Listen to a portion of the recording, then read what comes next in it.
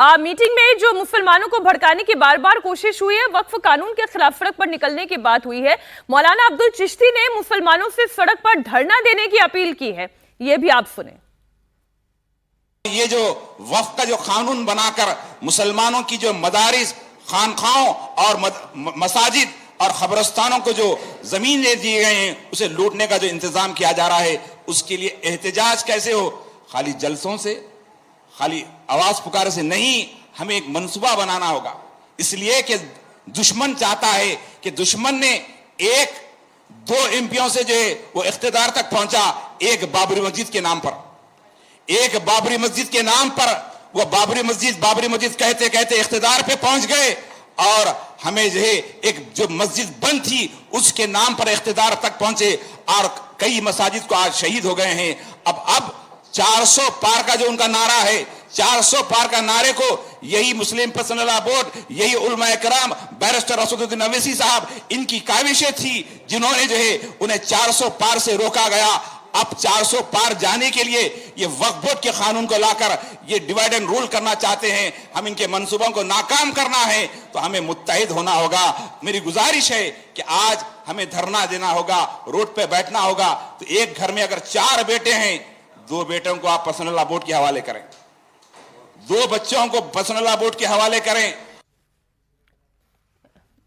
हाँ, आप कुछ टिप्पणी करना चाहते हैं? अब तो ये 2 बच्चे कह रहे हैं कि पर्सनल लॉ बोर्ड के हवाले करते हैं। देखिए, बीआरएस के नेता ने जो बयान दिया, बीआरएस के साथ तो राजनीतिक मुसलमानों की ताकत बची नहीं। 8 सीटें लोकसभा में भारतीय जनता पार्टी जीत जाती है और 8 कांग्रेस जीत जाती है, एक ओवैसी साहब जीत जाते हैं। और अब अगली बार चुनाव होगा तो ओवैसी साहब भी चुनाव हार जाएंगे, वो भी जो बनते हैं। और बीआरएस बनाई थी, टीआरएस को बीआरएस किया कि जिस तरीके से तेलंगाना में मुसलमान का वोट उनको मिल गया चंद्रशेखर राव को, उन्हें लगा था कि बीआरएस बना देंगे तो पूरे भारतवर्ष के मुसलमान वोट उन्हें देंगे।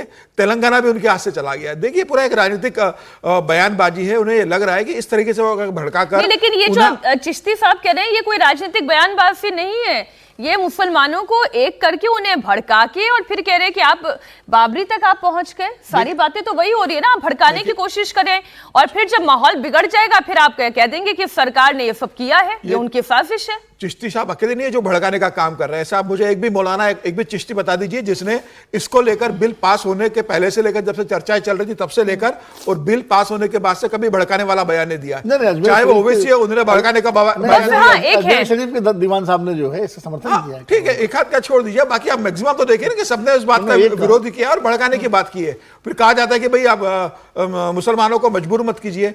भाई, प्रधानमंत्री मोदी ने तो ये बिल लाकर गरीब मुसलमानों को मजबूत किया है, मजबूर नहीं किया, उन्हें मजबूत किया है कि यह जो बिल आ रहा है उनको मजबूती प्रदान करने वाला बिल है। जो गरीब किसान, जो गरीब मुस्लिम वर्ग था जिनकी सुविधाएं कुछ उपलब्ध नहीं हो रही थी, केंद्र सरकार ने सुनिश्चित किया। अगर आपको लगता है कि कानून देश के खिलाफ है, मुसलमानों के खिलाफ है, तो मुझे लग रहा है कि इन्हें बताना चाहिए कानून पढ़कर कि भाई इस कानून में यह हमारे इस्लाम के खिलाफ है, यह कानून में यह जो कॉलम है, अगर यह धारा लागू हो गई तो हम लोग वोट देने से वंचित हो जाएंगे, हमारी मस्जिदें चली जाएंगी, हमारी जमीनों पर केंद्र सरकार का कब्जा हो जाएगा, हमारी पूरी प्रॉपर्टी वापस ले ली जाएगी। मुझे लग रहा है आप बिल को पढ़िए, अगर बिल में आपको ऐसा कोई लगता है तो आप अपने मुस्लिम समुदाय को बताइए। मुझे लग रहा है कि आप सिर्फ उससे भड़काने का काम हो रहा है। एक निजी अनुभव है जो शाहीन बाग से मुझे मिला था।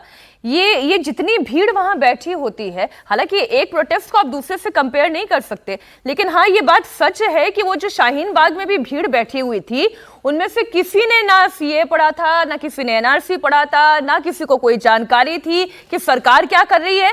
वो बस जो कहा गया किसी एक कमांडर के द्वारा, जिस हम फौज की बात करें ना, एक कमांडर के द्वारा जो कहा गया, जो समझाया गया, उसी की वजह से सब सड़क पर आ गए।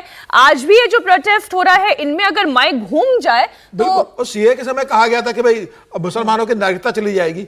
कितने मुसलमानों की गई? अमित शाह ने लोकसभा में भी कहा और बाद में भी कहा कि एक मुसलमान बता दो कि जिसके हमने नागरिकता ली हो।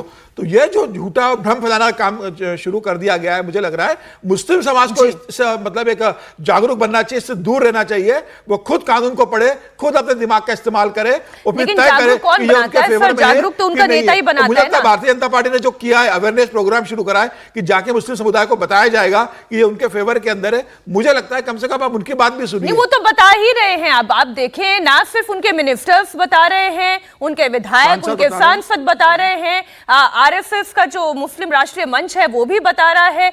सब कोशिश तो चल रही है, लेकिन फिर भी अगर सड़क पर मुसलमान निकले हैं तो इसका मतलब ये भी है ना कि एक दूसरा धड़ा भी है जो ये बताने में और ये समझाने में कामयाब हो रहा है कि ये कानून आपके खिलाफ जा रहा है। एक बयान में और जरा सुना देती हूं, फिर विजय जी आपके पास आती हूं।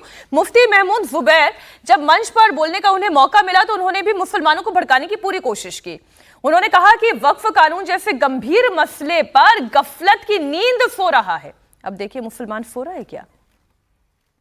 आज तक भी मुसलमान ये नहीं समझ पाया कि ये वक्फ का मतलब सिर्फ वो जायदादें नहीं है जो इधर उधर बिखरी पड़ी हैं, जिसमें किसी जगह जाते हैं तो कोई बताता है कि साहब यहां 10 एकड़ जायदाद है, इस पे फला आदमी काबिज है, यहां 20 एकड़ जायदाद है, इस पे फला आदमी काबिज है। लोगों का यह तस्वुर है कि सिर्फ यही वक्फ जायदादें हैं। आम मुसलमानों को यह बात आज तक समझ में नहीं आई है कि इस मुल्क के कानून के एतबार से वक्फ का मतलब हमारी मसाजिद हैं, वक्फ का मतलब हमारे मदारिस हैं, वक्फ का मतलब हमारी दरगाहें हैं, वक्फ का मतलब हमारी खानकाहें हैं, वक्फ का मतलब हमारे कब्रिस्तान हैं, वक्फ का मतलब वो इलाके हैं जिसमें हमारे और आपके और आबा और अजदाद मदफून हैं।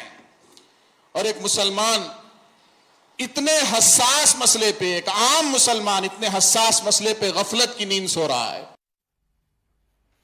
वक्फ मतलब हमारे कब्रिस्तान, वक्फ मतलब हमारे मदरसे, वक्फ मतलब हमारी खानकाएं, तमाम चीजें बता दी, लेकिन एक बात ये नहीं बताई कि इस कानून में ऐसा क्या है जो मुसलमानों के खिलाफ जा रहा है।